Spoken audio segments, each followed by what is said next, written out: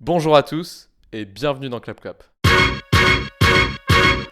Après le succès de sa première réalisation, Whiplash, en 2014, un film qui lui avait valu 3 Oscars, Damien Chazelle revient cette fois-ci avec la comédie musicale La La Land. C'est le film le plus attendu de ce début d'année 2017 et il met en scène Ryan Gosling et Emma Stone. Alors pour ma part, j'ai plutôt aimé le film, mais avec quelques réserves. Déjà, j'aime la façon dont le film confronte deux Hollywood, l'un qui est composé par ceux qui sont des stars et l'autre qui est composé par ceux qui rêvent de devenir stars, qui les côtoient.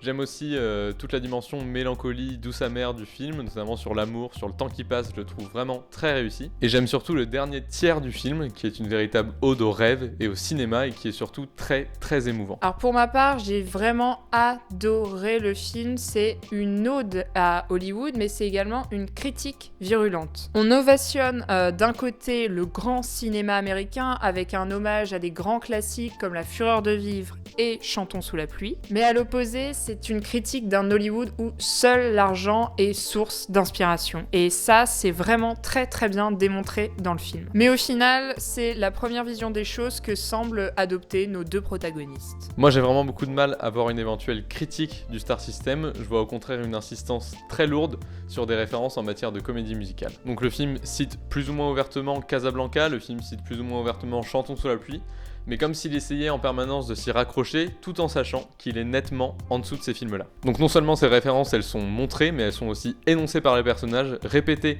au fur et à mesure du film, et on sent que Damien Chazelle a vraiment du mal à s'en détacher, et je trouve ça assez lourd. Et au final, la morale du film, ça semble être d'accomplir ses rêves coûte que coûte. Et la bande originale du film, elle reflète vraiment cet état d'esprit. Elle est colorée, elle est pétillante, elle est joyeuse. On ne fait pas une chanson pour une scène et les titres démarrent vraiment à des moments où on ne les attend pas. Et c'est selon moi ce qui fait la force et toute la beauté d'une bonne comédie musicale. C'est ce que montre très bien la scène d'ouverture du film qui nous met tout de suite dans l'ambiance.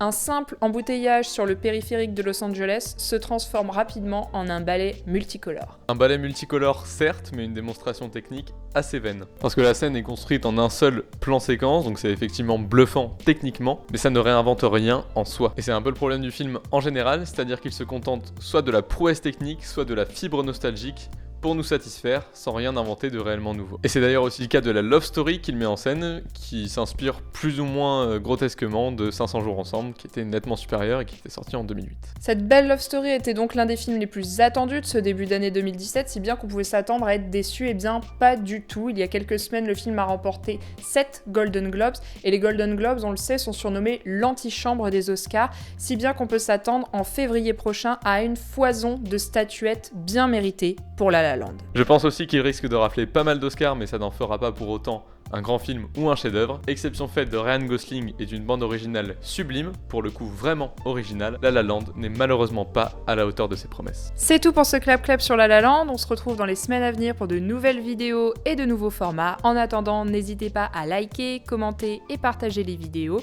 Vous pouvez suivre notre actualité sur les Facebook et Twitter de Radio Londres.